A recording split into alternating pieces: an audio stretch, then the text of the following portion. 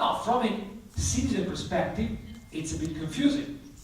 So if I have a business, I want to start a new business, I have to take care of taxation, administration, health and safety, welfare for my employees. And so the whole thing over the last couple of decades has been, let's give a single view of government to the citizen. And everybody talks about being citizen-centric, which is absolutely fundamental. But the first controversial statement I'd like to share is, by trying to be citizen-centric, you don't go too far. It's a good vision, it's a good intention, but it doesn't take you there. So citizen centricity is the end goal, but perhaps you have to start from somewhere else. And that's where digital comes in place. The difference between what we used to call electronic government and digital is in here. Digital uses data. It's all about the data. The data you have about your processes, your citizens, your employees. Just making a smarter use of data will take you much closer to the citizen, as opposed to focusing too much on the channel. I want to build the best possible website. I want to build the best possible mobile application. That's great, but what data are you going to use to make sure people see value in using that mobile application, that portal, and so forth? And so to try to explain the difference between electronic and digital, I will use a music analogy. And bear with me for a moment. This is a band I play in. This guy is me playing keyboards. We are a rock band. And we play music from the 70s. Some of you have never heard of it, like Pink Floyd, for instance. This is my son. I'll talk about my son. He's the lead guitar, also a medical school student. Now, he actually gave me, I've been trying for so long to explain the difference between electronic government that didn't really work and digital. And he actually gave me that key to explain. So what I'll take you through, assuming this works, so I hope it does, you will actually listen to his guitar in two different versions. The same guitar, what changes is how the sound of that guitar is processed. Now, if you are into music at all, if you've seen a concert, you will see these people play guitar and they have pedals. And those pedals add effects to the sound, like reverb, echoes, distortion, and so forth. So let's listen at the before kind of sound.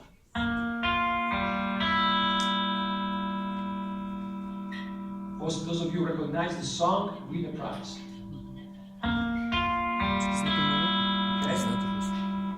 Now he said, I don't really feel this is about the right sound.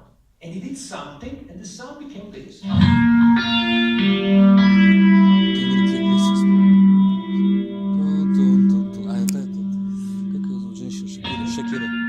It's a much rounder, deeper, richer sound. It's still the same guitar.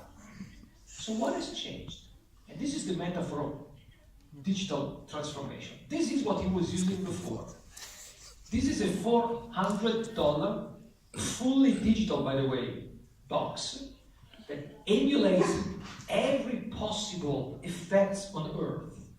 So as a guitar player, you say, look, I buy this, I don't know yet what sort of sound I need, but this gives me plenty of solutions to problems I don't have yet.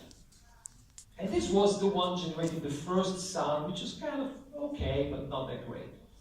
Then he realized, getting into this more and more, this was not okay. He wanted to have specific, high-end solutions to the problems he actually had. So I'm playing Pink Floyd. So there is certain type of sounds and certain songs. And this one doesn't get close to it. I want to have the same box, an analog box sometimes, that gives me that sound. And so you actually got to this. This is a picture of the real thing. Rather than having a simple full box, he has a huge thing. Each of these is a separate effect. He bought them one by one. Now, of course, the thing is, on this one, as you may guess, as he plays, just press one button and he changes the sound. Here there are like 25 different buttons. So how can I possibly perform live and have my foot moving up and down? So the thing is, he has a little box here, which is nothing else than the switchboard. So every single sound processor is attached to this, like a switchboard, like an old telephone switchboard, if you like. And so what he does, he just programs combinations of this, so that every time he presses one of these, a new combination is in effect. Like I have a reverb and an echo, then I have distortion and overdrive, and so forth. And so he can perform. Now, what he applied here are the 5 principles that are absolutely fundamental for digital. Let's go through that. The first one is focus on the problem you have. I want to have that sound. So I buy the effect that gives me that distortion sound I need. The second principle is let's focus on data that in my word, in his word, is sound. Let's forget about the solutions. What is it that I'm trying to accomplish? That's the problem I want to solve, and I want to focus on processing the sound. Now, in my analogy, instead of talking about the sound, we talk about the data. So in the digital world, let's focus on the problem I have, as opposed to buying a solution from a vendor. They give me solutions to problems I don't have yet. And then focus on data, as I said before.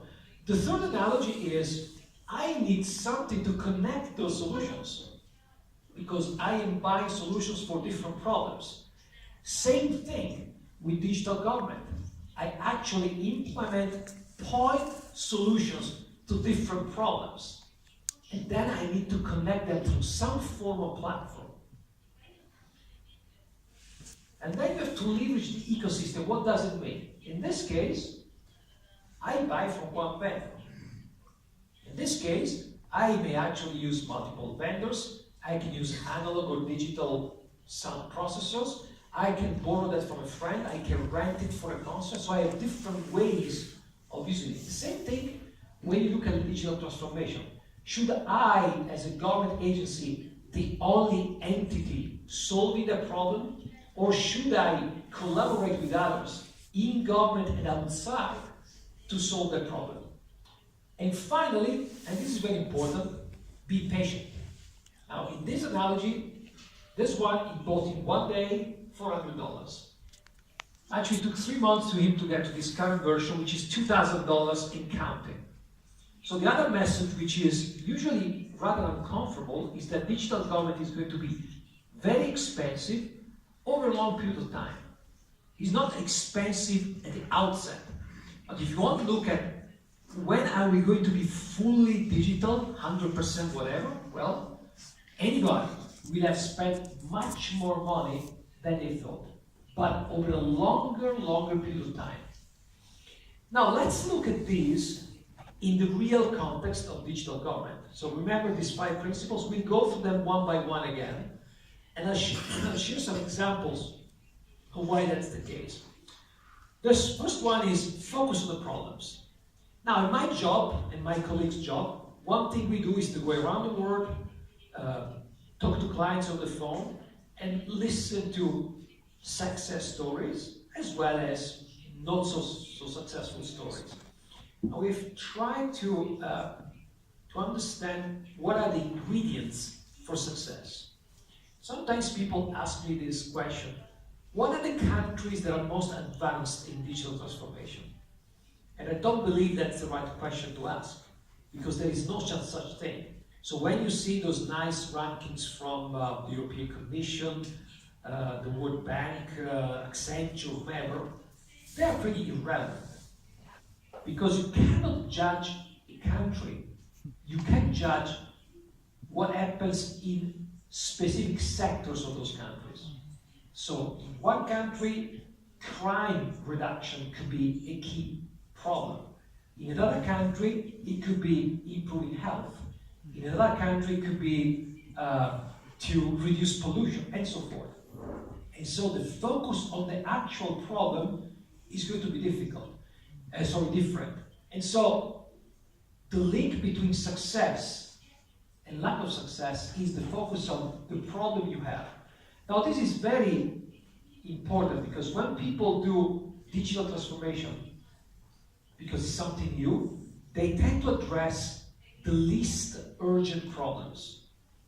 So the thinking is like this: it's something new, it is probably going to disrupt my normal way of doing things. So let me try this on a small pilot, which is kind of innocuous, so that if it fails, nobody gets hurt, I don't lose my job, my name is not on the papers. And that's understandable in a government context. However, think about what happens if that little pilot is a success. Does anybody care? Because what happens, and has happened multiple times, you have that success, you go around and people say, oh yes, but that was a small problem. We actually have the real problems. So the point is, you really have to start from the stuff that is most risky and most important. And so as we go around the world, we found that, for instance, public safety agencies, police, emergency services, fire brigades, they are the ones having the best solutions. Why? Because they have the toughest problems. Look at London, what they did with the Met Police to deal with terrorist attacks. They actually have incredible solutions to analyze that data and predict if somebody is likely to commit suicide in the tube, the metro. And they're pretty good. Or move it to people who may actually be committing a crime of all sort. Or what has happened in places like Los Angeles, where they have a huge, Los Angeles is a huge city. And you see, I'm sure, a lot of TV movies about the LAPD, Los Angeles Police Department. You never have enough police officers for such a big city. So the problem is, how do I decide where to deploy my police officers to minimize crime? And so they start using data to predict crime. So if any of you have read the book or seen the movie Minority Report with Tom Cruise, that's it. It's already a reality. Data is being processed to tell you what is going to happen. And then you go on and on. There was a great case in Sweden where there was a serial killer who was killing, I think, every week or every other week. So time was an essence. And so they used data processing to process thousands of depositions and data to actually solve the crime in a matter of days and apprehend the killer. Not because they wanted to be digital, just because they had no other choice. And then you have situations like people getting out of prison on parole in the United States, like in other countries, and some of them may re-offend. They may again commit a crime. So how do you decide which ones to follow, which ones to put under surveillance, and which ones not? So what is interesting here is that all the examples we've found around the world are examples where people used digital technology not because they wanted to, but because they had no choice. The same goes in areas like health and human services. Places like, this is the north of Italy, where you have, in Italy we have a kind of culture where we usually take care of our parents. I was just chatting with my colleagues about this. In the north of Italy, where they speak German, they don't. So people who are aged, people there, they live alone. And so the alternative for them is to go into retirement homes, which are kind of expensive. And that was unsustainable because healthcare in that part of the country, like in the rest of the country, is public, so it's government money. So what they've done is to deploy technology in the individual homes of people to actually track their behavior, monitor their health condition, if they are affected by cognitive diseases like Alzheimer, they are all kept under surveillance. And there are some automatic system, like somebody's wandering out of the home, and all of a sudden the TV switches on to bring them back into the home. So you don't need a person being there with them, and you don't need to put them into a hospital or retirement home. Now, the reason why this was done was lack of money. So it's not because they wanted to do something like a smart home, because they had no choice. The same applies to reduction of heart diseases, or actually reduction of, in this case, a reduction of youth crime in some parts of the States. So kids go to school, teenagers, some of them in some parts of the US are likely to become criminal. And teachers clearly can maybe do something to prevent them, but they need to know who those kids are. So again, by processing data, teachers are given indications like dashboards about, oh, in your class, because of race, gender, family history, these are the kids who are at highest risk. Pretty much like on the health side, people decide to share their credit card data with their doctor, so the doctor can track their behavior. So that's a choice, it's not an imposition. The doctor can tell them, look, if you've actually been 3 times this week at McDonald's, you better come here and check your blood pressure. Again, because there were a lot of heart conditions there. So again, in places where you have a specific problem, you find this sort of innovation. And again, the list goes on and on. This is my favorite, because I have a good example and a bad example. The good example is Scandinavian countries, where people are very compliant with tax regulations. Like everybody pays their taxes. And so what they've done, Denmark, Finland, Sweden, is to use the data they have about the salary of a person, their investment, whatever expense they have, like having kids at school and so forth, and they compute the taxes for them.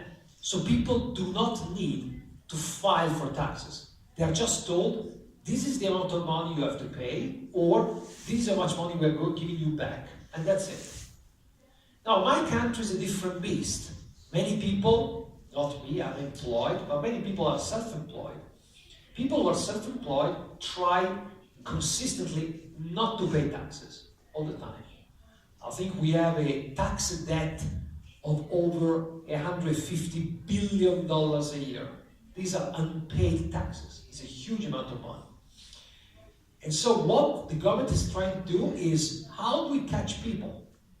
So one typical area where we don't pay taxes is we buy a house and we pay a certain amount of taxes based on the surface, and then we expand the house and we make it bigger. We just forget telling the tax authority, and we should be paying more taxes. So what the tax authorities do is they actually use Google Maps or Google Earth. They just look at maps in areas where they have suspicion that people may have larger houses. And then we find pictures, say, oh, look, this is bigger than what we have here on paper. And they go and pay a visit, and of course they make you pay a fine. Again, a very innovative use of data is much more than that. I'm looking at Facebook profiles to find people who claim they are disabled people, and they are not. So a lot of investigations in this area, entirely based on data and new technologies. And then even in areas like transportation, where you want to optimize fuel consumption, and you figure out, you predict traffic conditions, all the way to, you've probably seen how good weather predictions have become. I mean, if you look at what has happened in the US with a lot of these hurricanes in the late part of 2017, they've got to a level of precision where in an area like Miami, people could be advised in areas of the city about what to do. And they were damn accurate, because I do have colleagues and friends there. And it's all based on analytics, a little bit of AI if you wish, but also driven by substantial problems. So the recipe for success really is address those challenging problems. Not the small ones, not the irrelevant ones, but the important ones. Look for solutions that are based on the data you have about the problem. So in this case, it's an interesting example. The absence of filing for taxes. Now, if you look at good examples of electronic government, you always come with the example of online tax filing. That is considered to be a very good service that many people take up. In those countries, they have just canceled the service. The service has gone away. You don't need to file for taxes because we use data we already have about you to actually save you from the hassle of presenting your taxes. And the last thing is the people like yourself and not technologists need to be in charge. Because what the IT people do, or the people who have some sort of a digital expertise, they cannot select the problems on your behalf. So this immediate sense of responsibility into, I have certain priorities in my own job, healthcare, welfare, taxation, policing, whatever it may be. I know my problems. Let me work with the digital experts in my government, in the market, whatever, and try to solve the problem. As opposed to, oh no, digital is for somebody else, so let them play with it, because that wouldn't take you too far. So it's kind of harder, it's riskier, but it's going to take you definitely to the next step of maturity. Is this relatively clear so far? Let me go to the second principle, which is, it's all about the data. Now, this is a bit missing, a bit strange, but bear with me for a moment. Are you all familiar with the concept of open data? Have you heard about open data? It's public data that is made available electronically on websites for people, anybody in the world, because it's public, to use the data the way they see fit. I heard that some country in the region actually has joined this open government partnership. It's great. I mean, all countries are doing this. What is interesting though is that this is an exercise where the customer that governments have in mind are mostly people outside government. Citizens, businesses, journalists, people are interested in transparency. Let's switch perspective. What if government was the user of its own open data? Because what happens with open data is that you push that data out and people use data in ways that nobody had thought about. So the classical example is I publish data about the bus or the train timetable. In some cases I can publish data about the position of the bus in real time. And somebody out there, a small business, a couple of developers, develop an app for a phone that allows me, wherever I am, to know when the next bus comes and plan my classical example we use. What if we do the same internally, inside government? And that's very rare. Let me tell you an interesting story. I was in California a few years ago.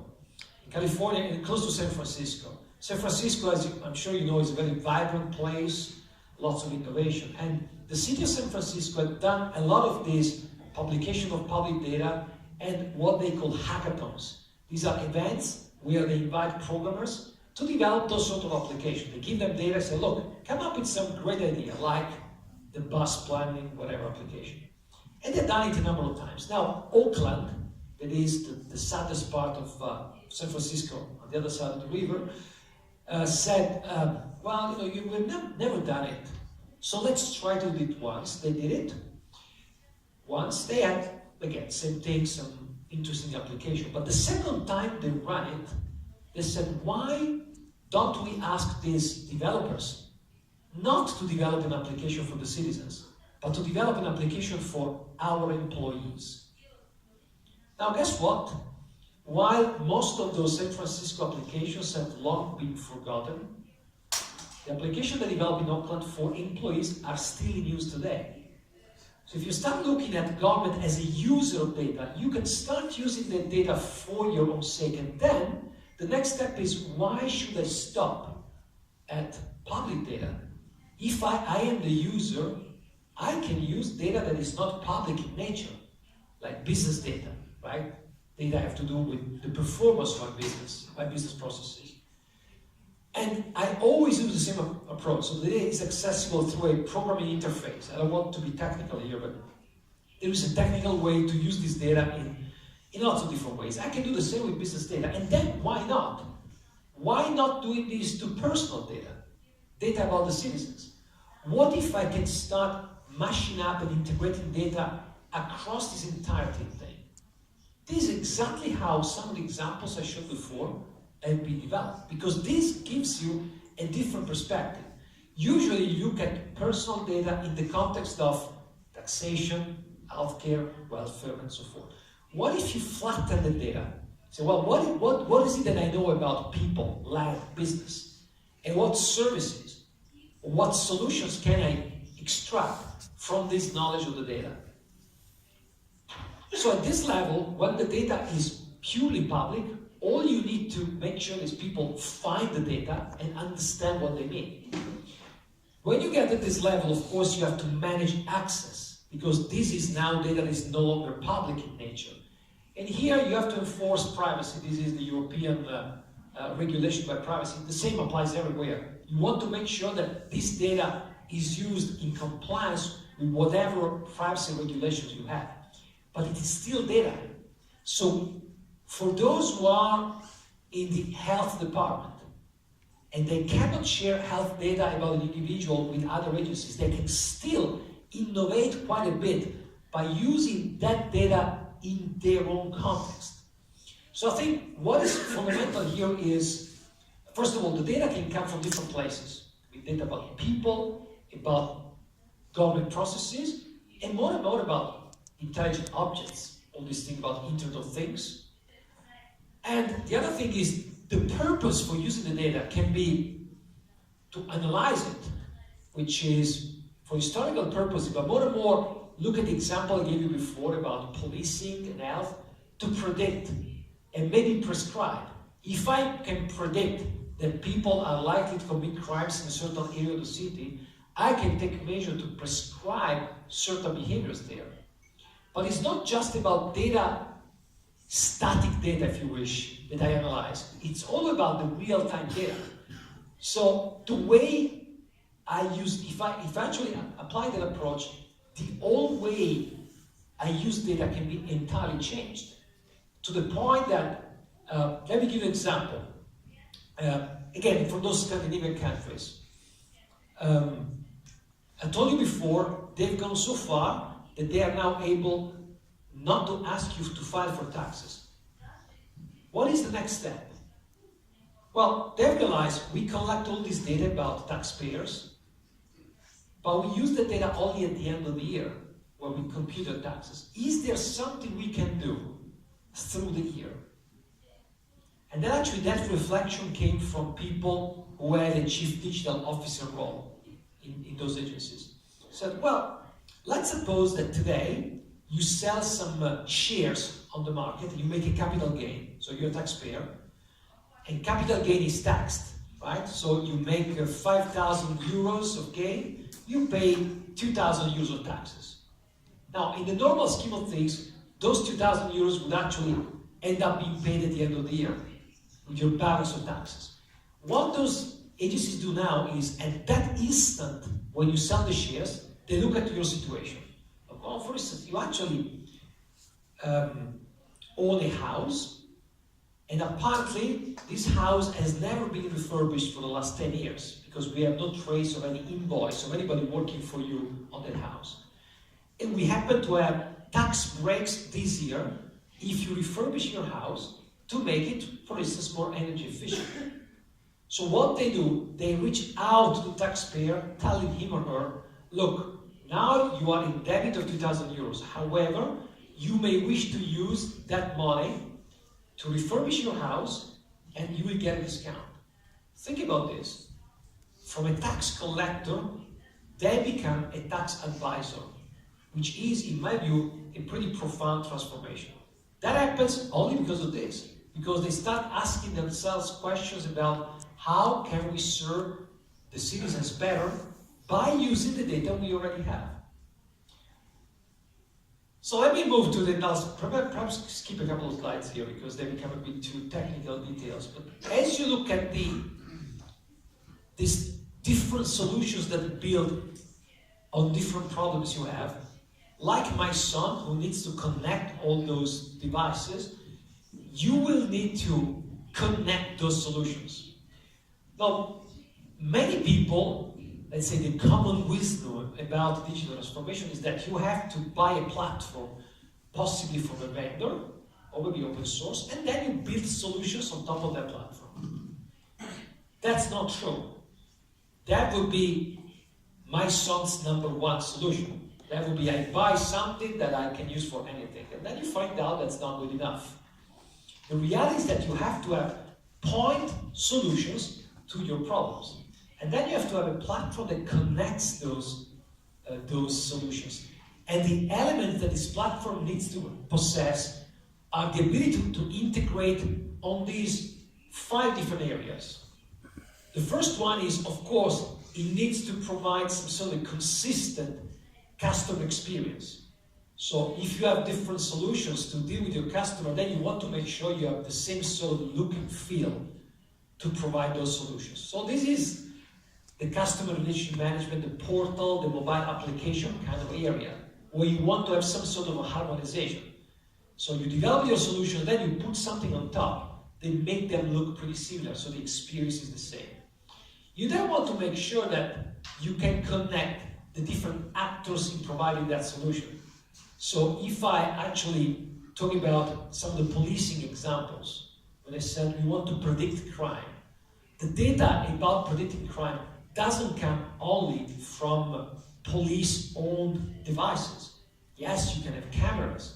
Yes, you can have patrols around telling you, well, you know, there are some suspicious movement. But more and more data come from people themselves who take pictures on Instagram or create communities to share data and so forth. Or they actually, the data coming from applications like Waze that tells you where anonymized people are because the traffic patterns. So all the data needs to be ingested through some sort of interoperable kind of platform. Then of course you have all the stuff that runs your processes today, like case management applications, ERP and so forth. They also need to be consistently integrated. And in the future, more and more, you will have to bring in data coming from things. There could be sensors, there could be drones, there could be data that comes from citizen devices and so forth. It could be the smart home devices we're talking about. But at the center of this, and this is the most important element, you need to have a data, what we call a data and analytics platform. So all the data that get acquired through these different edges of this ideal platform needs to be processed in the most uniform way possible, as I said in my previous slide, in order to extract that value that I mentioned before. And this is where I think there is a fundamental difference today. If you look at what many people say, they tend to put a lot of emphasis on this one. So, you know, the customer experience is the most important thing. People want to have the Amazon experience when they deal with government. Amazon is not about this. Amazon is all about this. And Alibaba, and Uber, and all these great models that we see popping up. They actually create value out of data. Now, who is on earth the #1 producer and consumer of data? It is government. So I think you have a huge opportunity within your agencies and then across government to actually make the transformation by doing this. Let me skip the technical stuff. Let me actually look at the 4th principle, leverage your ecosystem. Now, if you look at what you do, an agency, you live in a context which is made of the rest of government, your peers in this room, as well as local government, city and so forth. You also have industries around you, banks, telcos, insurance companies, the Amazons of this world and so forth. Yeah? Oh, sorry about that. For this one? Okay. And because I skipped 2 slides, so maybe they're lost. You're talking too fast. Sorry about that.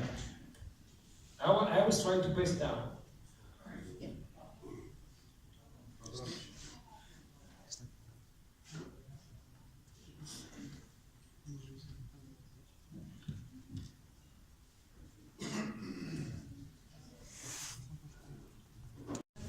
Then you have other industries, and then you have society around you, like consumers of your services, like citizens and so forth. The way of looking at your role is this one. So you do interact with other agencies to deliver certain services. And then the way you usually look at other partners is, oh, we need a payment network to collect dues or money or taxes, whatever. And there could be some external service providers in the IT space or somewhere else that actually provide a piece of the service. And the customer is here. But actually you could look at this from a different perspective. Like, well, maybe there are some industries that could be intermediary to our services. And let me be precise about this. There is this obsession that when you do digital or electronic or whatever, government needs to be the point of contact. But think about that, and of course, you being in government, maybe you have a slightly different perspective, but think about yourself as a citizen. Is government the most natural place to go electronically? Is the government portal or mobile app the most important one that you use every day? Is it that Facebook? Is it that LinkedIn? Is that Instagram? Is that your bank? And so forth. So the other thing that is important is, as you think about your ecosystem, understand your role. Your role is not necessarily to be a client of people providing you with services. Your role is also to provide services to others so that the consumer, the citizen, can pick the best channel to access your services. So if I'm looking for a job, do I go to LinkedIn first, or do I go to a government employment website? I guess most people would probably go to LinkedIn. However, LinkedIn would actually get a lot of value from interacting with the government employment website. So if I have to apply for university, do I go to a Department of Education website first? Or do I search around and then look at websites comparing universities? So there are lots of areas where government is not the first stop, and not even the last sometimes, when I need something. So looking at the ecosystem, it's important to understand, and this may change depending on your specific agency. Am I the first contact point, which means the most natural contact point for a citizen? Or am I part of a value chain, of a value network, where somebody else, which could be even somebody like Facebook or a social network, is the most natural first point of contact? And of course, that depends on demographics and lots of other things. So this whole idea of the single portal that drove many strategies in past years is not that great.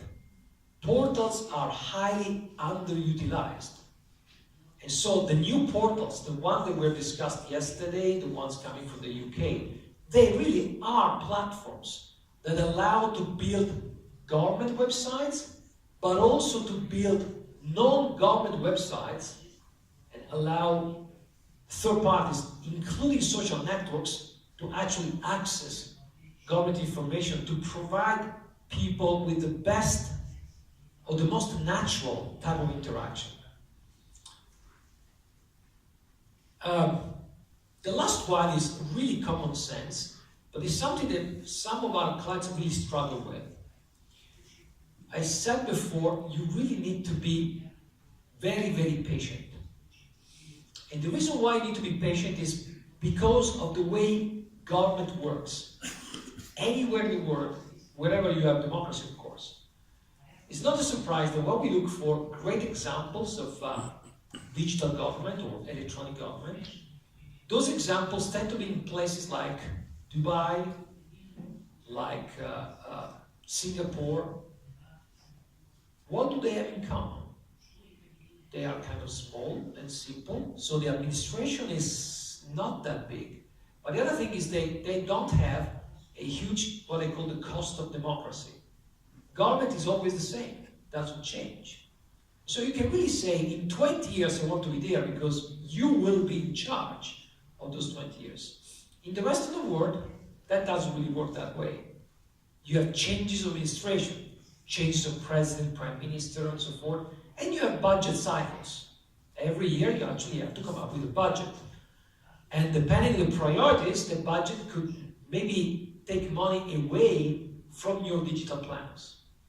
So how do you support this long-term goal of digital transformation in a context where so many things can come in the way?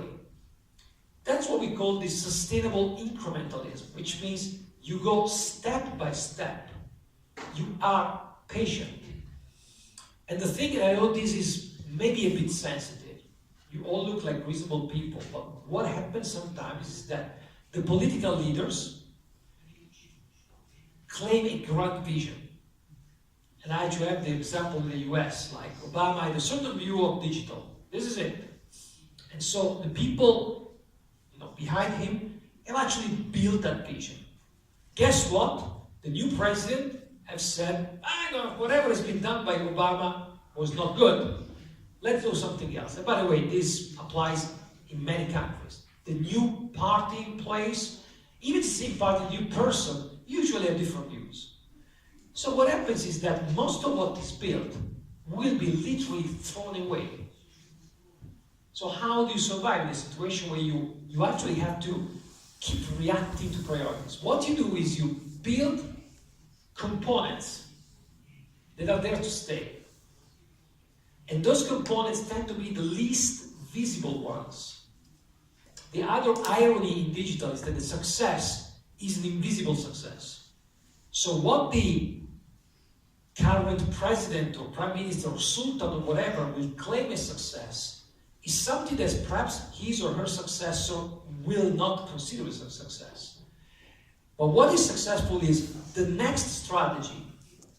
Will that be built on the same components? Because those are the things, and I've been intentionally pessimistic. So the picture says the green cube is the one that survives.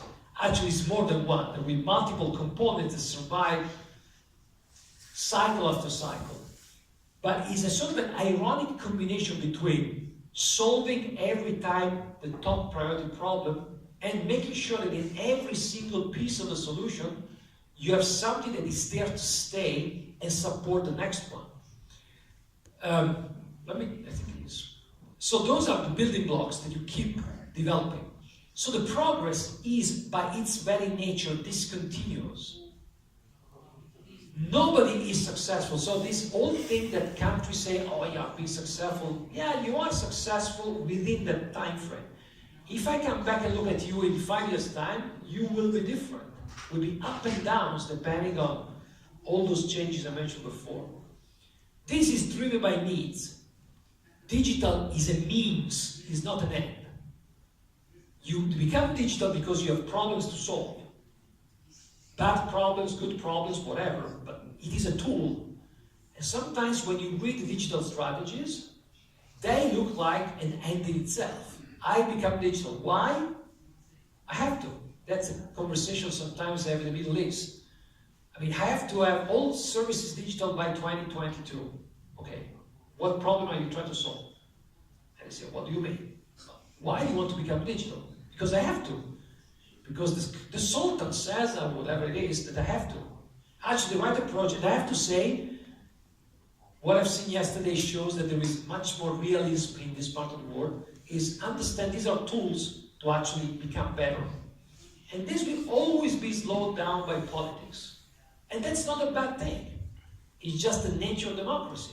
We just have to make sure that we don't reinvent the wheel every time. So we want to change the car every time. Once we like a Maserati, next time we like a Ferrari, but they all have 4 wheels. They all have now it's an automatic gear. They all have a good sound system. You know, I'm very much into sound. So, and then you can change the body, that's fine, but the foundation remains pretty much the same. And this is something that actually industries have got. I mean, if you look today, many cars on the roads, they actually have the same platform. They share a platform across manufacturers, pretty much for the same reason. Now, one special mention here for smart cities. Smart cities are a special example of dangerous digital transformation. In many smart cities, the whole thing is we have to become smart.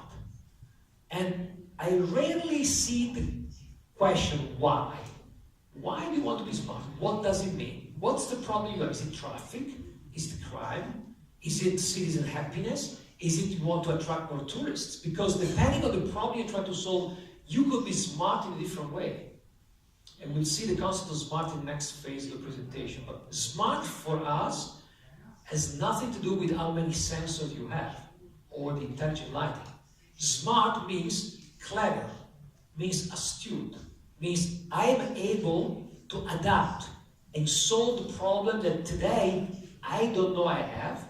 Tomorrow I discover it's a big problem, but I already have the building blocks in place to address the problem quickly enough. So being agile and being nimble and fast in addressing those problems is what digital is about. And that's the fundamental difference from the past, where e-government was this sort of monolith, the huge portal that does everything for you. Now it's just something much less visible that gives you tools to configure solutions. So what I said before, focus on the actual problems. The first time will be hard, will be a discovery, may actually be a failure sometimes. The next time, you will become more and more used to those tools. Developing that culture of data, developing that ability to analyze is something that you will use in the first, the second, the third, the nth problem. That will become one of your fundamental building blocks. And without even realizing it, that will become second nature to you. Not in 2 years, not in 5 years, maybe longer, but that's the way to success. And the other point is, this requires what we call a bimodal approach. I know it sounds a bit mysterious as a concept. It's very simple. It's like being bipolar or almost schizophrenic in a good sense, which means government is a big machine and you have a lot of very critical processes to run, and you have to run them well in a secure way. You cannot all of a sudden transform and become digital. So through this long journey, you will always have two attitudes. The first one is the traditional attitude of running your traditional systems and processes, which may be very undigital, very old. And they are there because people need to be fed, they need to pay taxes, they need to become secure. At the same time, you have a different part of you. People in this room are probably going to play a role there, which keeps innovating. Keep looking at what is my number one problem, how can I solve it in an innovative way? And once that problem is solved, it becomes the new solution and goes back to replace the old way of doing things. So at all time you have this cycle. Let's keep the existing things and let's replace them one by one. And so this dynamic between innovators and people who run more traditional system is very important. Sometimes a problem with digital is that people in the agencies, those who do the traditional work, are a bit jealous of guys like perhaps yourself who are in charge of innovation. There is no reason to be. You actually complement each other. You need them to understand what needs to be improved. They need you to take them to the next level. And it's going to be a yin and yang kind of, you give me something, I give you something, that goes on for this long period of time.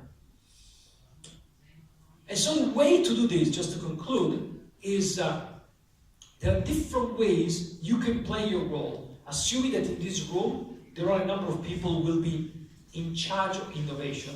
There are different styles you can use in your organization to apply that. You could actually use a more kind of this style. You give lectures. You say, look, I'll tell you about some examples and tell you how to do data and so forth. You could actually show by example, and that's very important. show me, well, I will pick as the first example a problem I am responsible for. So I put in my head on the line, because if it succeeds, we will share success. If it fails, I may be let go. You could actually provide some support, helping people, giving them some encouragement. Or you could do something else, like pushing people, or dragging, forcing them to do things. Sometimes it's needed, or doing it for them. This is the most dangerous one. In this kind of bimodal thing, the people who innovate are the only ones who innovate. Now, there are good examples here. The person who came yesterday from the UK was in charge of the Government Digital Service, GDS. Very good organization. And what they did, they were the innovators for the UK. So when he talks about this, I'm sure some of you might have heard it, he rightly so bragged about himself, saying, oh, I've been fundamental in transformation, which is true. The thing that he actually forgot to say is that after the GDS, this organization that is just for innovation, left the tax office, or left the home office, or left the social security organization, much of that innovation did not stick. They actually went back to the old way of doing things. So if you actually pick an organization and you put them in charge of innovation, you have to ask yourself, how do I sustain that innovation after those innovators move to the next problem? And this is where many people in the world, US included, failed. They've built very nice organizations just for innovation, so they push the boundary, you see these great things, then they leave because they have to move to the next problem, and things sometimes go back to normal. So those are all things to watch, and honestly, in each of your agency, you may need to use a different combination of these ingredients. There is no single way of leading people through this digital journey. And so, if we go actually back to my initial analogy, that's just to conclude this part, this is where the journey takes you. This is about $150,000 of guitar effects. So I hope my son will not get there, so they not lose my money, because I don't have that money. And this is how it is controlled on stage. So this is a real artist, is David Gilmour, ex-Pink Floyd. This is the platform I mentioned before. It's connected through something like this, which is lots of different effects. And this is the end game. So it's going to be a far richer and far more complex set of solutions and architectures than you can even imagine. But in order to get there and perform at a truly digital level, you have to be patient and apply those five principles. And then, just for the sake of music, I'll make you listen, and actually be careful because this is loud, I guess, how it sounds with this.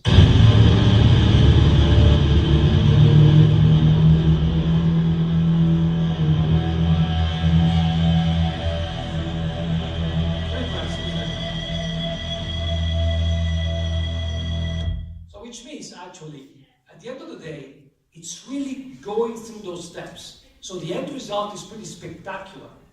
But you have to start almost from the bottom up. So top leadership, as you clearly have in this country, is fundamental. To keep the pace, to keep the message high, to have those express ministry is fundamental. But it's up to you to make that happen. And you have to start from the toughest problems. You have to focus on the data. You have to look at the platform approach. You have to look at who else is going to work with you. And you will have to be patient. And sometimes, I would argue most of the times, the reward is something that your successor will get. All the great work you do will be to make the next person in charge of your agency look good. And you have to accept this as a part of the game. That's what I wanted to cover as the first part. So do you have any question or challenge maybe, or kind of point of discussion you wanted to share with me before moving to the next part? Darko. Just kidding. So we will not work in groups. I mean, this is Saturday, so I don't want you to work too hard. I will ask you to interact as much as we can. So I'd like to take you through some basic rules about progress in digital. So I told you, like a big picture, how to do that journey. So what are the criteria you have to look at if you want to kind of understand how fast you can possibly move and how to measure where you are? There are three factors, and I'll spend a little time on the first two, and I'll actually look at maturity then. But digital is an abstraction. As I said, digital is a means to an end. So depending on how urgent the end is, the goal is, the more urgent it is to have that transformation. And there are multiple factors that play into that urgency. External factors, like citizen expectations, big problems, natural disasters that need to be fixed or prevented, as well as internal problems, like the cost of government is too much, we have people retiring, so all the processes and knowledge is in their head, and now they're growing older, we have new people getting in, they don't really know how to do things, we need to change. The second factor is readiness. And of course many people talk about technology and skills. Do we have the right technology and the right skills in the country to make that transformation? Honestly, that's the least of your problems. There are countries with loads of technology and loads of skills who have been pretty pitiful at succeeding in digital transformation. Because the other factor is culture. So how much risk do you want to take? Because going back to my number one principle, focus on the real problems. It means you're going to use a different way of solving a hard problem. So you need to be courageous, to be bold. And so how much risk do you want to take in your culture? And of course the governance. Now, who is in charge of digital transformation? I'm sure you've heard in many places there is a role called the Chief Digital Officer. That person is in charge of digital transformation. Is that a good thing or not? Well, it depends. Is that person knowledgeable about the business of the agency he or she works for? Or is that person just a data scientist or a technology expert? Because in the first case, that person may be instrumental to finding what the hard problem is and leading the organization to solve the problem. In the second case, he or she may be able to advise, but then you need some other role who wants to expose the problem and take the responsibility of getting that problem solved through digital. So you see how the governance model changes depending on who can be in charge. And then, of course, you have a lot of contextual elements, like how much money do I have? The Prime Minister yesterday was clearly giving a strong message about digital. Will he next year? Who knows? Maybe they are completely different things. Not because he doesn't want to, because he, like all leaders, has so much on his plate. The price of oil drops 50%. I suspect digital may not be the number one priority. It was interesting if you follow the Middle East countries, like not so much Dubai or Abu Dhabi, as you know they're much richer in oil, as well as Saudi Arabia. Saudi Arabia being a great example. Yesterday somebody in the media, I don't remember if any of you attended, said Saudi Arabia failed in that transformation. Not because Saudis are bad, just Saudis ran out of money all of a sudden. So I was told when I was there, when the price of oil goes below $60 per barrel, they run a deficit.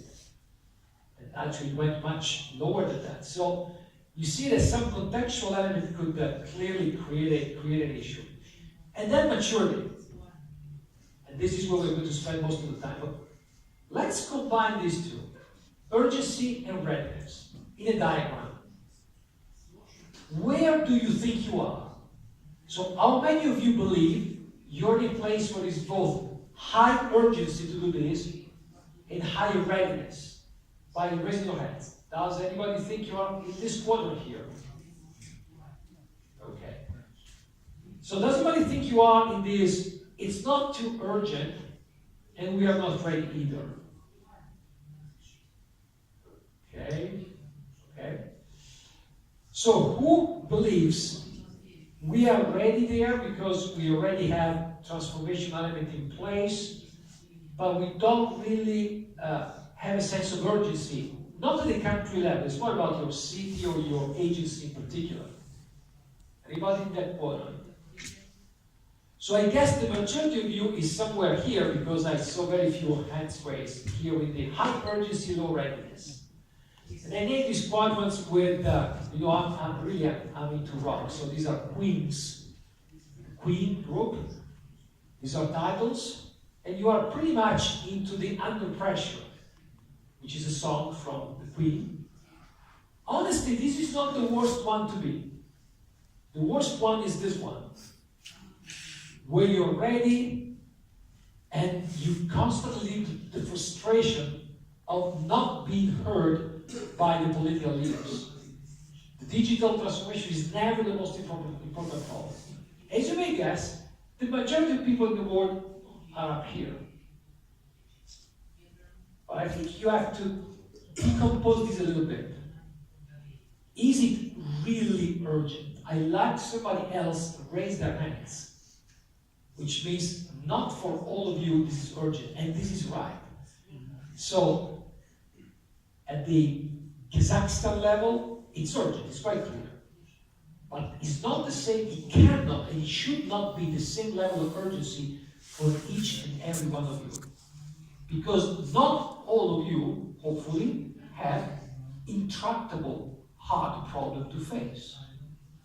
And so my point, I'm glad that the Vice Prime Minister is not here, is that you should not be digital if you don't need to. The urgency at the country level is good because it creates this, this support. But you shouldn't try to fall to the trick of, I have to do something digital, if you don't have anything to fix.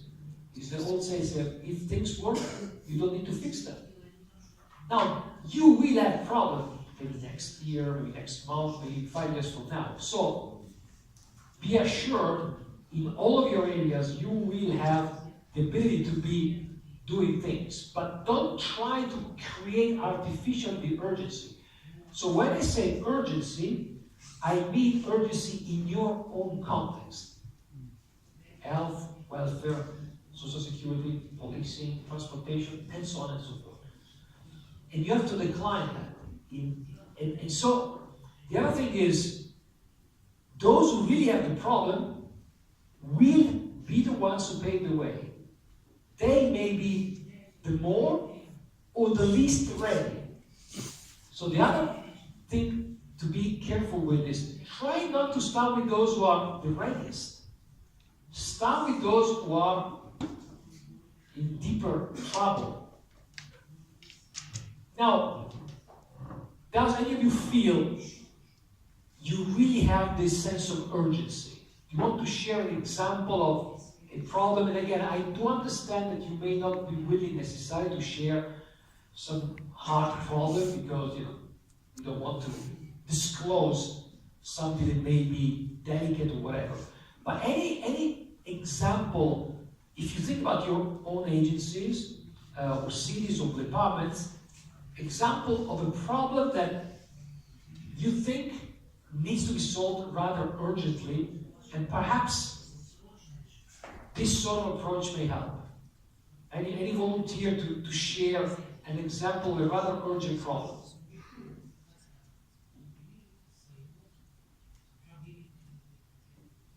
So maybe none of you really need to be digital at all.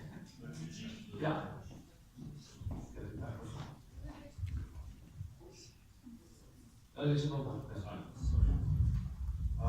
Let me try to explain our urgency in terms of education. So we need to proceed e-learning, electronic learning, in terms of to give peoples to get recent learning, educational progress. So I think this is urgency, because if we don't do this, we can lose and be behind the world. So that's why, in terms of education, this is very important to reserve our future. That's why we think this is urgent. But in terms of readiness, I'm not sure that we are ready, because we have a community that far away from the cities, small villages. There live a small population, so they have not much more internet traffic. So that's why maybe this problem can be difficult to solve, because it depends on different money, Infrastructure, availability, all the rest of it. yes. But I think this is urgency. Absolutely. Thank you. I think it's an excellent example. I talk about all kind of education, from elementary school all the way to university. Elementary, not university. Just to get Yes, to 12. because in regions we have problems in terms of primary and secondary school. Okay, good. I think it's a very interesting issue, because when you look at education, it's a classical example. I also cover education in my responsibility. You have the two sides. The first one is the learning and teaching. So how do I evolve learning and teaching, by the way, using technology? Not just, honestly, to reach out to people somewhere else, but also to match the expectation of kids who already have a mobile phone when they're in primary school. So really they have a very short span of attention. And so you clearly define the learning side of things is the most important one. But there is another one that is, how do I personalize learning?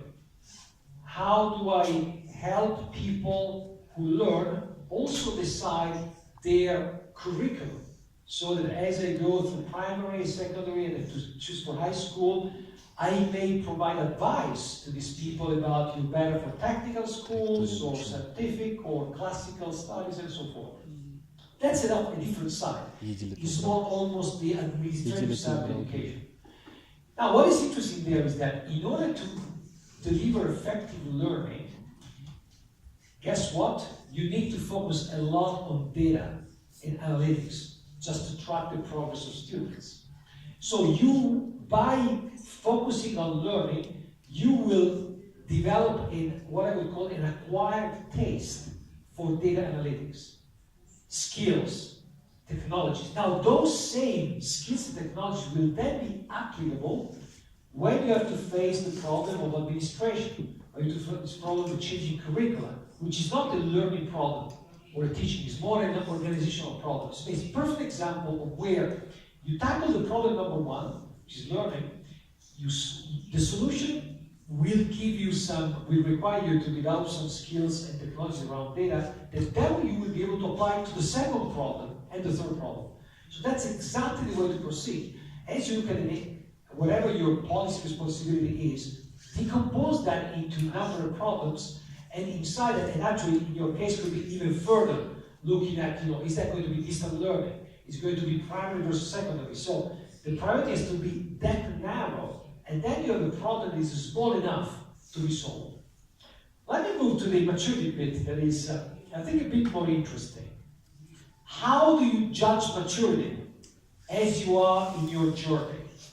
There are 7 factors that determine maturity. And again, you can look at this at the general level, the country level, much better, and that's why we have designed this, much better to look at your own context, be that a city, a department, an agency. First of all, what value do you want to create? It's like what problem you're trying to solve. The second one is the service model. And you'll see what service model means in a minute, but how do you expect people to consume your service? What is the angle? The third one is what aspects of, you remember the platform, so the spindle diagram, we went citizen, things, ecosystem, IT systems, and data in the middle. which aspect of your platform, and more in general of the technology, is going to play the most important role. Who are you going to work with? What partnerships do you need to develop first? Who needs to be leading that piece of the transformation? And finally, how do you measure success? Now, the first stage is what people would call e-government.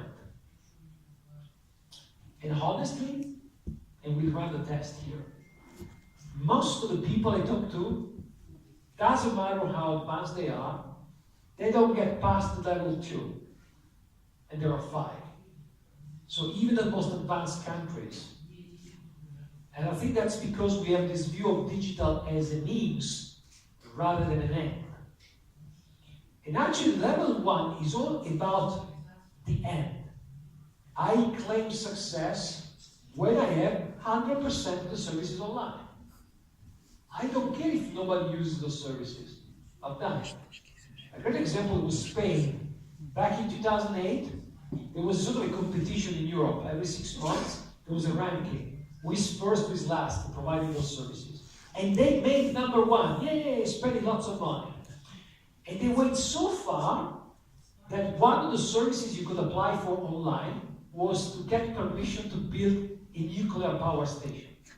Now, how many users can possibly use that service? Who is applying as a citizen to build a nuclear power station? So that gives you a sense of lack of rationality.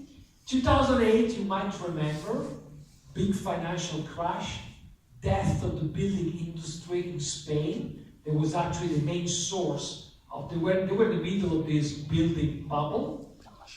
Guess what? The year after, they were not even able to maintain the system they had developed. It was just a new building which actually basically collapsing. This would be an extreme example, but I think it's useful. So in that sort of modality, your focus is, I have to comply. In your context is, I have to comply with the actions written in the digital Kazakhstan strategy. And I claim success when I've ticked all the boxes. Your service model is still reactive. So I expect people to come to me, and I will deliver service. This could be fully electronic. This could be through a counter, so a physical space. The employee is using technology to deliver the service, but you still have the citizen to go and ask for the service to be delivered. The platform is pretty much IT-centric.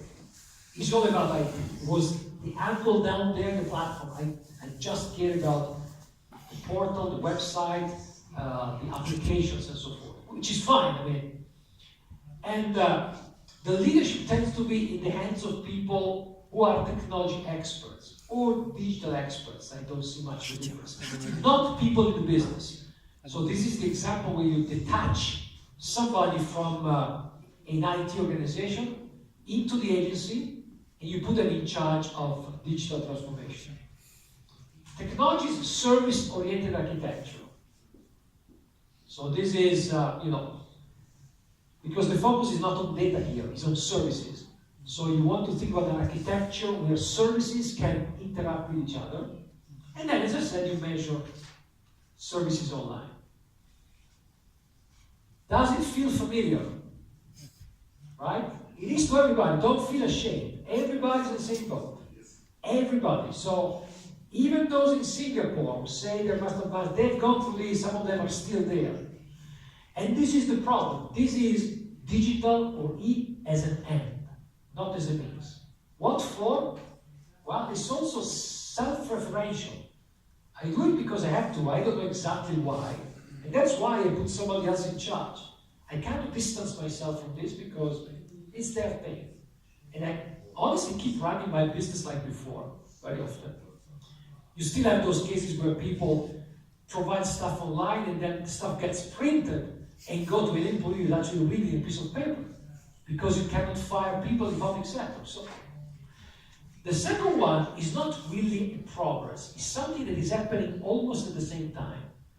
And that's open government. I spoke before about this open data thing. And all countries actually have some sort of an open government initiative, which is all about transparency. I want to show to people that I'm transparent. So I will share data about my budget, about my decision, about draft policies. Everybody does it, right? The service model is start being different. Remember my examples from San Francisco. There are so many in the world. I push data out, and somebody else creates value. Application developers, the public sector, the voluntary sector. I distance myself from extracting value, but I give them a data platform so that they can play with that data.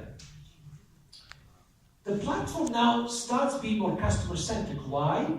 Because I let people develop services, mostly mobile apps, honestly, that really respond to specific needs, like I want to know when the next bus comes. I never thought that as a transportation authority to do it. Somebody else. So I'm actually becoming customer-centric because I'm engaging people who understand more than I do what customers want. The leadership becomes a data leadership. People who understand the concept and power of data are in charge of this.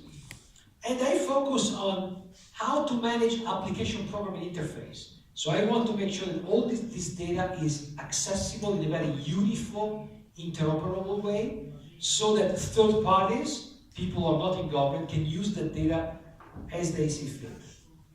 But what I count is still very much in the compliance space. So here I was counting how many services do I have online. Here I count how many data have I opened. I don't ask the question, how much value is being created out of that data. Now, why is this so important? Because you could say, look, and very often that's the case, this is something completely different. This is about service delivery, this is about transparency. Often different people are in charge. Well, what is interesting is that only when you merge these two things, you start really transforming. Because the inflection point is this one. This is one where you become truly data-centric. So your priority is no longer to look at what customers want. And this is honestly very a bit controversial. You would think, in order to be better, I have to understand the customer even better. Not really. You have to understand the data about your customers much better. You have to be able to use that data in a way that allows to create that value for the customer, be that a citizen or an enterprise. That's why I use the term constituent. It pulls together those different angles. But there is a link. This is the cause. This is the effect. Not the other way around. And the common wisdom is you first focus on the value you want to create and then you look at data. No. You look at data first and then, almost magically, but it's not that magic of course, you obtain that value. And the other important thing is you become proactive. This is where the Swedish tax agency does not require you to file for taxes. This is where a Finnish tax agency becomes an advisor and comes to you as soon as you sell the stocks in the market to advise you. Because they challenge the reactive model. The reactive model is like saying, I know nothing about the citizen. And sometimes I ask the citizen to give me the data over and over again. Here I know what I know about the customer, so how can I create value? And I will ask for data only if I don't have it. I am also aware there is an ecosystem around me to deliver those services, to gather that information. The leadership is no longer a data or technology expert. Yes, data is important, but who leads are the people who own the problem. This is where you start applying those 5 principles. The data focus, the ownership of the problem, focus on the actual problems you have. And this is the principle that I showed before with those three bubbles, open data, business data, personal data. We call it open any data. So treat any data as if it were open. Not open to the public, but open to you. So flatten the data so that you can extract value from it. And here you start having a metric that is no longer a technology metric. How much improvement do I get in the outcome for the citizens? How quicker are they finding a job? How much am I reducing crime in certain areas? Now, as you, I'm sure you agree with, these are business metrics. Up until now, these are self-referential. How many services, how much data. Here I start hitting on the real hard point of the business. Now let me stop here for a moment and ask you, is any of you on this journey, has any of you thought about this link between the open data thing and becoming digital? So how much importance are you giving to your data? You said the maximum importance. Is that a statement, or is that based on actual plan you have in place? It's part of the plan. I want you to repeat it for the audience. Unless you want the microphone, perhaps it's easier. Yeah, it's generally the part of the plan, not just a statement. Okay. And is that? Can you just introduce yourself? Which agency you come from? Yeah, my name is Roman, Digital Office Manager, Mangistan region. Okay. And so, interesting example. So you came to the use of the data from the same angle that kind of problems we need to solve for the data was more. Yeah, I'll give you one quick example. Yeah. We made inventory of the IT solutions we have. As you said, start with the problem, see what we have already. Yeah. One of the examples, we realized that most of the applications being built, let's say, IT-centric for the government, for the department. We're going there first because we realized they've been built basically IT-centric. So we need the data from population to make it double drive, and it's one of the examples why we think data is important. Great. And have you, if I may just ask for the interest of the audience, have you found any particular challenge in becoming more data-centric so that maybe people can learn from your expertise on that? Well, to realize good input of the data, we need to convey awareness first. Like if we go off the shelf to population and say, hey, this is the app, now let us know.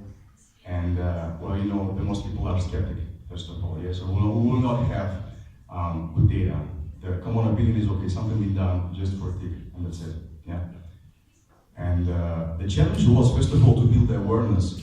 And we're still at the beginning. We're going to every school, college, university, companies, organizations, and general population, letting them know what we're doing, so we're all on the same page.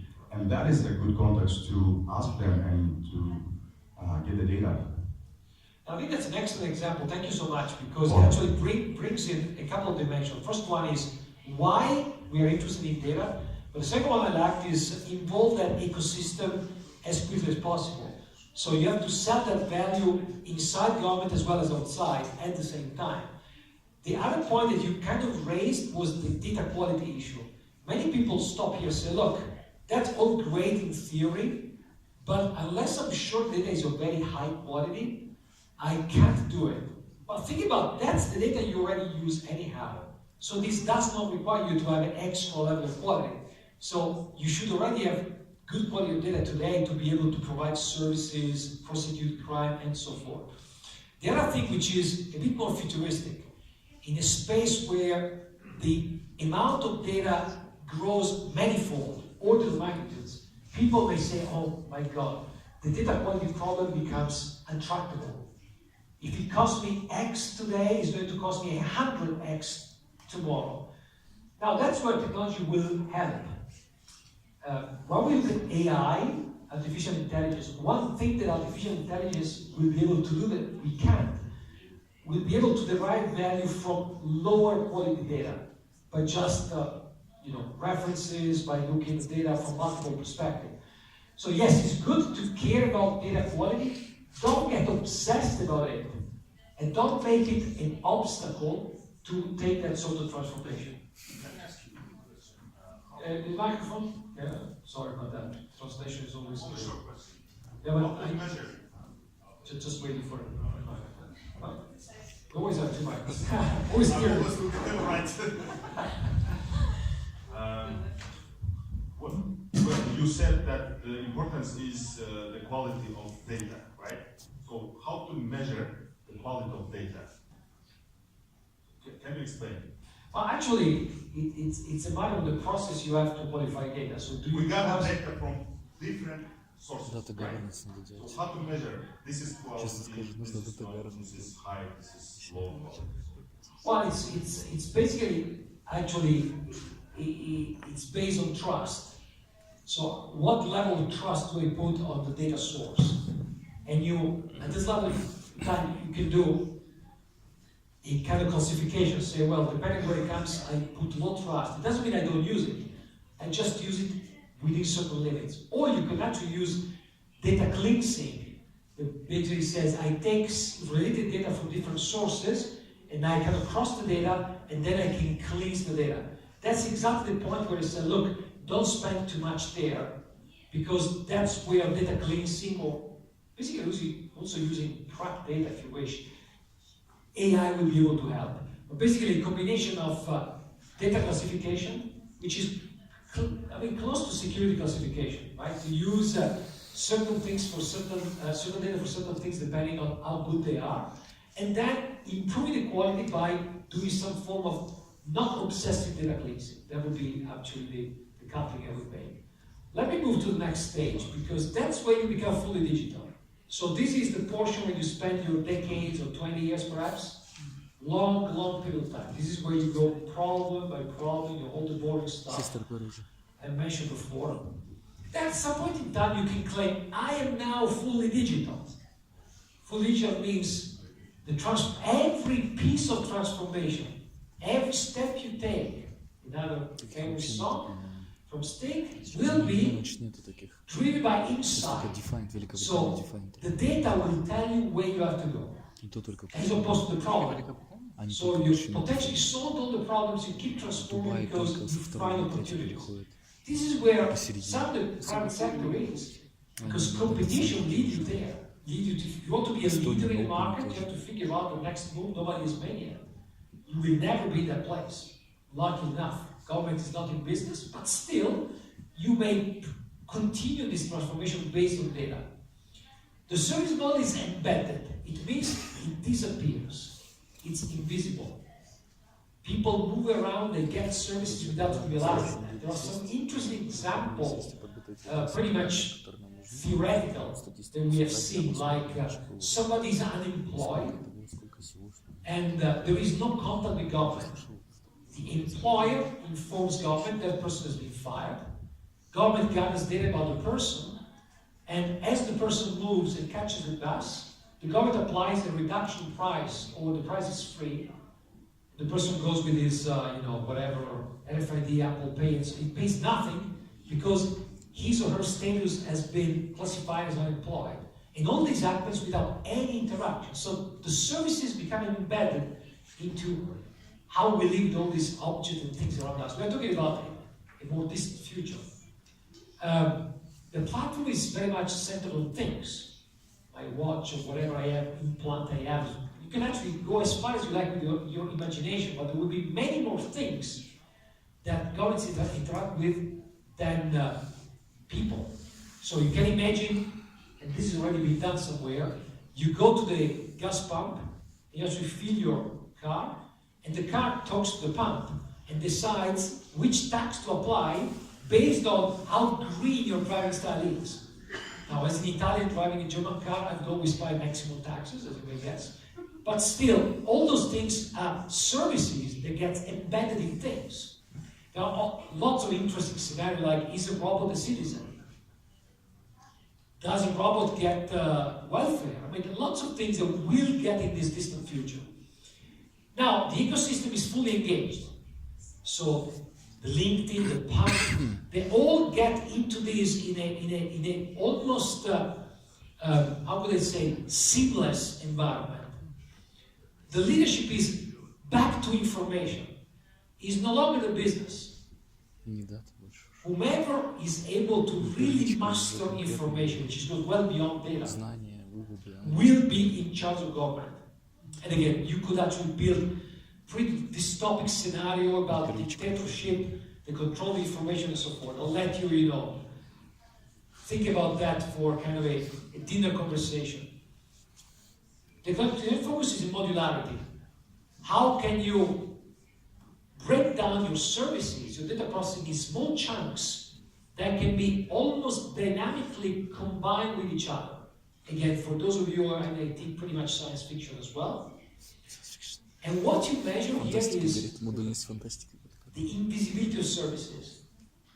So how many traditional services have I been able to retire because they become invisible? And how many truly new services have I invented that didn't exist before? So I can do things like preventing crime that I can't do today. Now, the interesting thing, although this is a bit of a science fiction today, it is level 4 out of 5.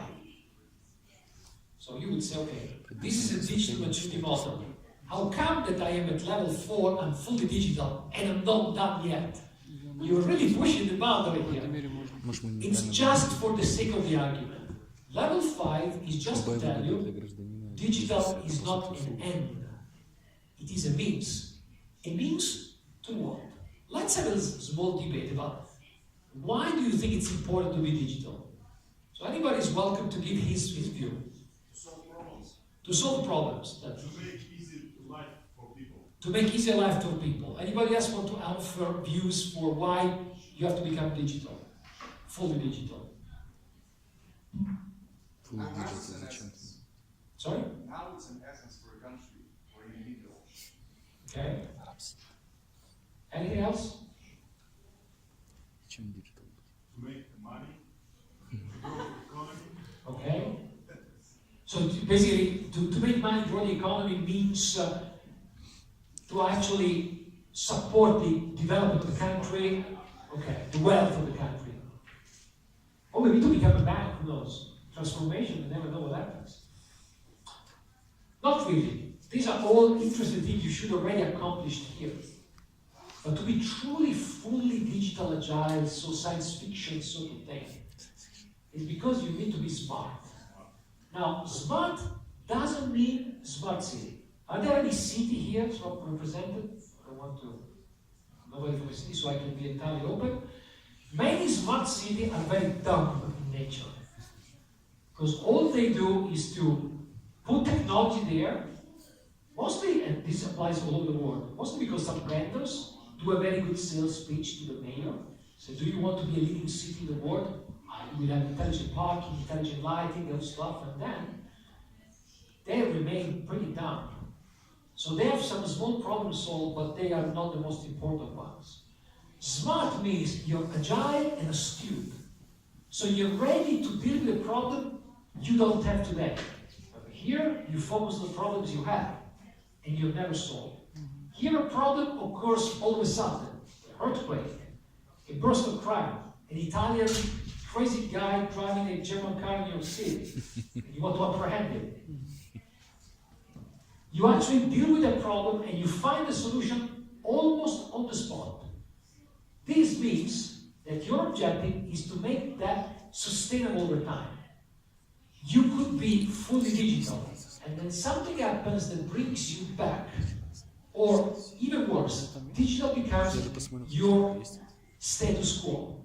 Now think about this. 50 years ago, maybe more, there was almost no computer in government, right? Today, we are a big advance with respect to the past, and yet we are not satisfied because we are not digital. Why should that be the same in 2030? We are fully digital, but we aspire to something else. So we have to figure out that something else is here, is to be something no government has ever been, which means agile, quick, nimble. And there are fundamental issues with being, because you have to be accountable and agile. Now, if you're a company, you can decide an investment like this. If you're a government, You have to go through a procurement process because you have to be transparent because that's public money. How do you become that quick? Let me give you some scenario, just because we're actually getting toward the end. I want to inspire you. Are you all aware of Uber, right? Uber, Airbnb. These are new things coming from the US that have basically challenged entire industry sectors. The problems that governments are dealing with still today, 2 or 3 years after Uber came to the market, is it legal? And it goes back and forth. One day in London, the mayor says they're illegal. The day after, the week after, they're legal. So one day you can call an Uber taxi, the day after you can't. Airbnb, same thing. How should they pay hospitality taxes? Is somebody evading taxes by doing this? So think about this. These two phenomena are still posing fundamental questions, issues to governments in terms of regulations. Now, in a world like this, you could have a new Uber every day or every week. Like, so how do you regulate a market where boundaries between industry sectors go away? Where Amazon becomes a healthcare provider. So I think the ability to adapt yourself, not just from the service delivery perspective, but also from the regulatory and enforcement perspective, is quite important. I saw a very interesting document from Spain. So after the good lesson they learned before, they're actually becoming much better now. Their digital strategy is something unique. They say we have to deal with asymmetric competition. What does it mean? We don't know what industry sectors will be challenged, which players, and we have to have a process in place to regulate fast or to enforce fast. Is the next Uber comes up. Because we have to give the green light to the red light quickly enough before lots of money gets wasted and the consumer gets damaged. So it's a place where, of course, the focus is on intelligence, which means true intelligence, as in artificial and natural combined. Because look at the problem the Spaniards are trying to solve. How do I know before? Because when the next Uber comes up, all of a sudden I discover it. But I have to figure out, can I anticipate that the new Uber, some new business model may emerge? So I prepare draft regulations to deal with something that hasn't happened yet. So look at the shift. You actually move from, I want to predict something bad from happening, as in crime, to I want to provide something proactive to my citizens, like in I want to advise you about your taxes using data, all the way to I want to predict which new regulations they have to come up with. So it's a huge shift, but the leitmotif is still the same. Use data to predict. So at the end of this, you will be able to deal with all sort of new emergencies. Now, of course, these are absolutely aspirational, but there may be areas where you need to do it. And I would argue, from the little I know about Kazakhstan, one of the issues you will deal with that other countries is to dramatically reduce your dependence on oil, for whatever reason. You run out of it, the price goes down, and this actually implies certain things which are very much on this area, like specific actions, economic development, and so forth, challenging the status quo. So the other thing which is common across the entire spectrum here is you will keep challenging yourself all the time. So just to conclude, let me give you a little bit of a flavor. You have more slides, by the way, in the pack. A bit of a flavor of this is the most important one today. So keep this for the vision. I don't know how many of you can access our research, but we are publishing, I think, we published on Friday, or yesterday, a series of research notes called Digital Government 2030. And we actually show 4 different scenarios of how government would operate depending on the impact of artificial intelligence, that's one dimension. And the other one is what role government will have in the economy, like strong role in the economy, all the way to be very liberalist, hands-off, and letting the private sector run it. and you have a view of this kind of thing. So that could be an interesting reading to just describe. Being very concrete, this is your challenge. How do I move from 1 and 2 or 1.5, wherever you are, to this one? And there are a few key points. The first one is tackle the hard problem and make it as specific as you possibly can. So e-learning, the learning general, it's a problem area. You have to go down into which is the first one I pick, and make sure it's the most important, a hard one. The second one is you have to actually proceed by developing these building blocks. So unlike here, where you usually develop the blocks first, and then you apply, here you develop your blocks as part of the solution. So there is a very delicate problem in finding the balance between I want a solution that is custom for that problem, and I have a solution that is generic enough, at least in some of its components, to be reused for the next problem that I may not know yet. Classical problem is smart cities. I actually lay out infrastructure for traffic violations. Will that infrastructure be usable for crime detection? Maybe yes, maybe not. So those are the kind of things. And the last one is this bimodality. This is absolutely key. You have to find the right balance between being a very good provider of data of high quality. So you can accept that the data you get from outside is not good, but data you export to other agencies, to yourself, to the public at large, has to be of good quality. And the mode 2, which is the innovation mode, there you become a user of data. So the other fundamental difference is that at level 2, you care only about providing the data, and you let somebody else use the data. In level 3, you are the #1 user of your own data, as well as other agencies' data, as well as maybe data coming from other sources. And there are some extraordinary examples here. I'll give you a really extreme one, a couple of extreme ones. One is from Australia, where all of a sudden there was a huge flooding, was a major disaster, and the police forces and emergency services could not cope with it. And so they decided to use tweets from people to decide where to go to rescue people. So people who are tweeting, "I need help," will get the police going there. Which also means that people who were not tweeting probably died. So this is a pretty dramatic example of use of external information to face an emergency problem. This was the Queensland Police. They won some awards for this.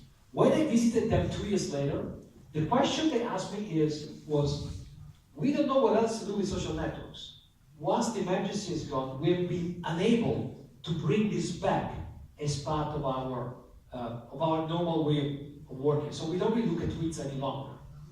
So this is an interesting lesson in ability to use data for a very hard, immediate problem, and inability to make that sustainable over time. The other example is even funnier. In Florida, when there was the economic crisis, financial crisis, many families were destroyed, honestly. There were suicides committed, and people get drunk. So many kids, young children, had to be put in foster care. So given to other families because their family of origin was unstable. Now, this actually led, there are social workers who are responsible for putting these kids in families. Their responsibility to oversee them. How are they doing? Are they okay? Because of this spike of cases, the number of kids that each of those social workers had to deal with ramped from 10 each to 60. And their duty is to go and visit them every week. And they were scattered across the whole of Florida. So they were unable to do their job. So what they did, some of them did, it's quite extraordinary. They decided, many of these kids had Facebook, to friend those kids on Facebook and monitor their behavior. So if they were seeing some changes in the behavior, like a kid was posting twice a day and then he or she stopped posting, they will go and pay a visit. So think about this, with data quality. Was that quality data? I don't think so. They did it out of desperation. And actually, somebody questioned that it was inappropriate to actually friend a minor girl. If you actually, a middle-aged man, friending a girl, doesn't sound good, but that was for a good purpose. So the interesting thing is that in those examples, what has shifted is we are using data that we would never have used before. Now, you don't need to go that far away, that dramatic. You can actually use data you already have, you have never used, but just use it, as opposed to detaching yourself, say, look, I do all this great open stuff for somebody else's, kind of value. Let me ask you a final question. Is anybody really thinking about using this open data transparency kind of move to achieve something like this? To be users of your own data, to run your internal sort of application development competitions, hackathons, and so forth? Or is this really alien to all of you? Because if you don't, you never get there. This is the most important discontinuity. You have to look at data, to your point, in a different way. It could be just by doing different types of analytics. Could be by just merging data coming from inside or outside. But you have to really take a different attitude. Otherwise, you never make it. And then, of course, just for the sake of completeness, when you are in that space, the most important thing is try to make people forget about government. Become invisible. As in a good big brother, not a bad one. Could be bad as well, depending on the perspective. But I think the less people interact with you, the better off they are. It doesn't mean they don't comply. It doesn't mean they don't get service. They just get it in an invisible way. At this point, you need to scale up. So you have all these building blocks. You've started developing those solutions. How do they bring to a level that they actually acquire the dignity of a real platform? Like I said, now I have a platform. Before I had some point solutions, now I have a real platform. And then you also have to aggressively leverage the ecosystem. So in order to become invisible, I have to figure out who is going to be visible. Who am I going to work with? Could be a bank, a telco, an established business, an oil company. Could be a social network. Could be a voluntary group, whatever. So depending on the service and so forth. And then, of course, for let me just see if I get it. No, I didn't go to the third one. I just thought that this one's were. Oh yeah, no. So this last one. So this is the first one. You scale here evolve. You make transportation business as usual, and then you fully leverage AI. As I said, we have the science fiction piece. Where you need to be today is here. You need to actually do this thing here. Is there anybody else, like the gentleman, who is actually doing something kind of new with data? Not necessarily this, but actually maybe upskilling in data analytics capabilities, or exploring some AI stuff, or not? Yeah, is there a microphone for the gentleman here?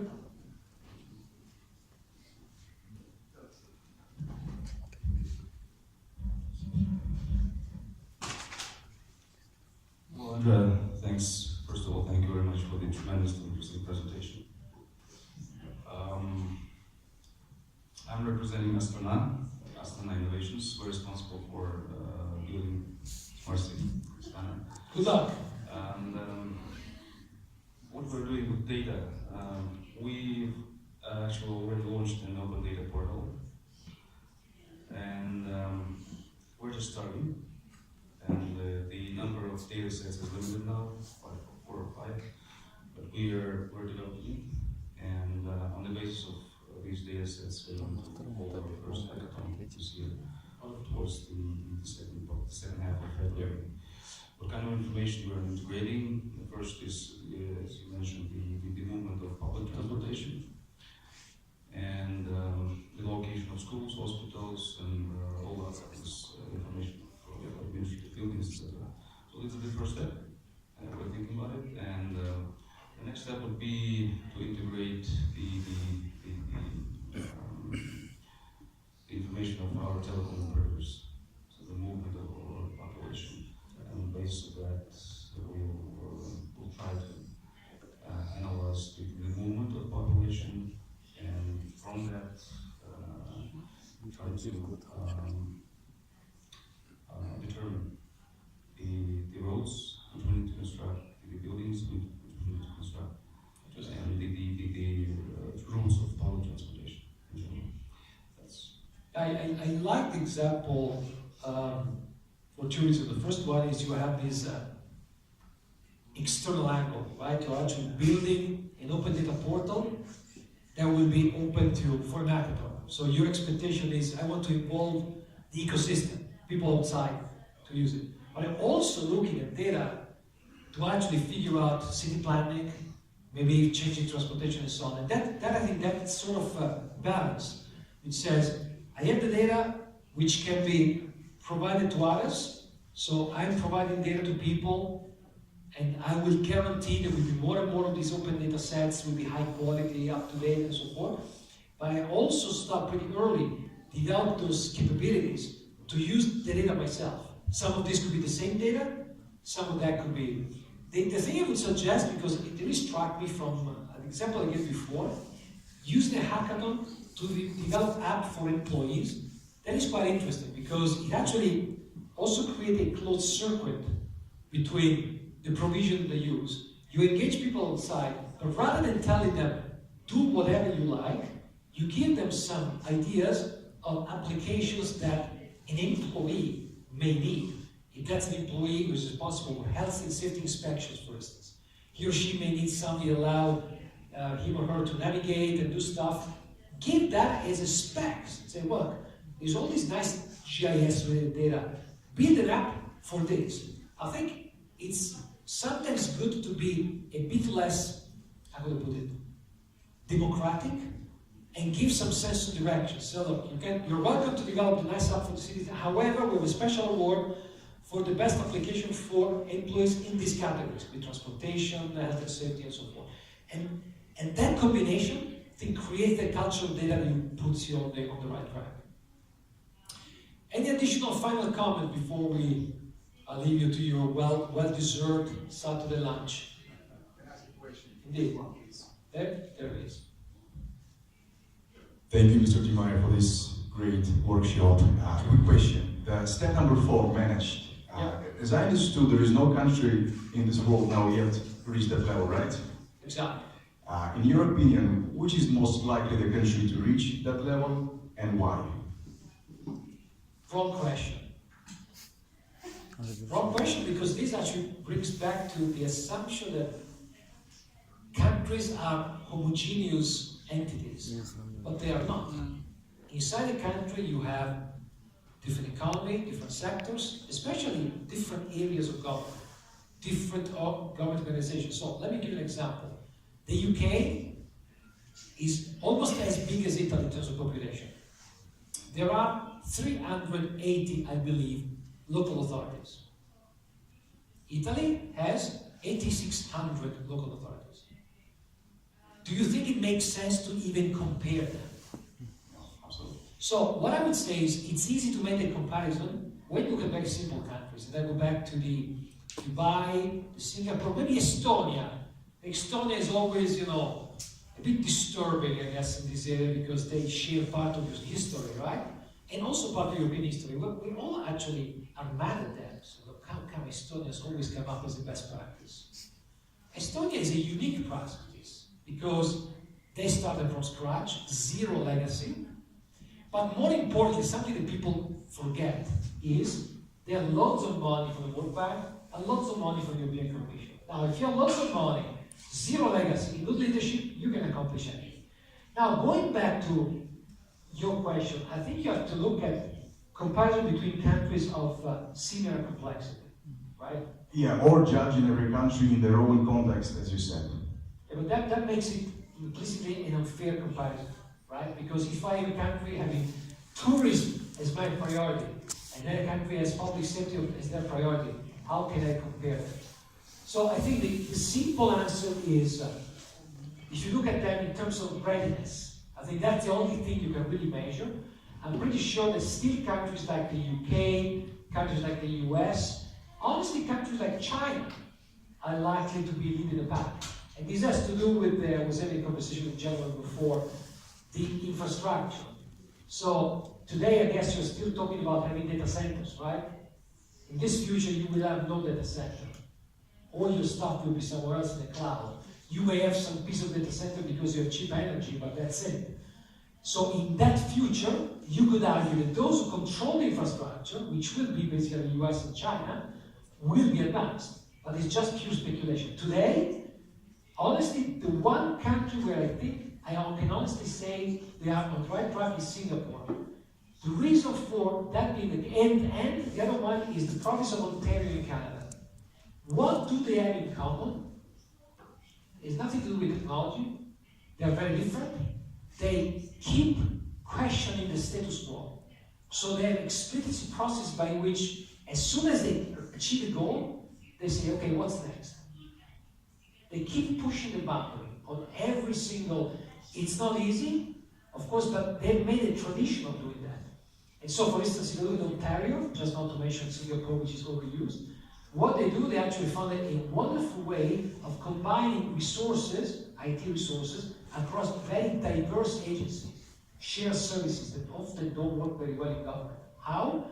By just rediscussing every year. How are we delivering the best services? Are we combining the services in the right way? Are we serving our customers? So they behave almost like commercial providers. But will that be enough to get them there? I'm not sure. So I'm not able, I don't have the crystal ball, but I can tell you that those oil leaders today, at least they have some of these in place that may get them here. It's equally true that some other countries may leapfrog by just not pushing the boundaries. So, well, have we done enough? Well, if you start from zero, or almost zero, like in Estonia, you can actually leapfrog and go far away. But you still have to do it having that in mind. What is the problem that is leading me in this jump? Or am I jumping because I just want to be up in a ranking? Typically in the Middle East, I go there often, it's always about, Qatar is ahead of me in this area. So, okay, do you really bother? It's a matter of personal pride there. Then when you actually go into the country, the ranking and the actual maturity are really different. Thank you, that clarifies. Yeah, very good. Yeah. First of all, let me introduce myself. I'm not an IT person. I'm the rector of the Academy of Public Administration. My name is Fatima Jakubova. And secondly, thank you so much for your really exciting journey this morning. It was really valuable. And just briefly, what do you think? Because the Academy is dealing with civil servants, and of course, somehow we have to teach them. And in this regard, what do you think? What would be the most valuable things to teach? Because of course I do understand we do not think that we should replace the machine and increase, let's say, the IT capacity. But nevertheless, some valuable things we have to teach. Maybe to be sincere, to be patient, to be the leader. So in this regard, Yes, I think. Could you please share your ideas? Thank you so much. I think it's an excellent question. You're best place for asking it, because sometimes in this presentation the human factor seems to win away, right? In reality, all this happens because humans do this. So at leadership level, I think risk management is the number one thing. There is not a cultural risk, there is a cultural risk prevention in government. There is not a cultural risk management. Because if you want to do that simple thing, which is how do I pick the problem, you need to have risk management in mind.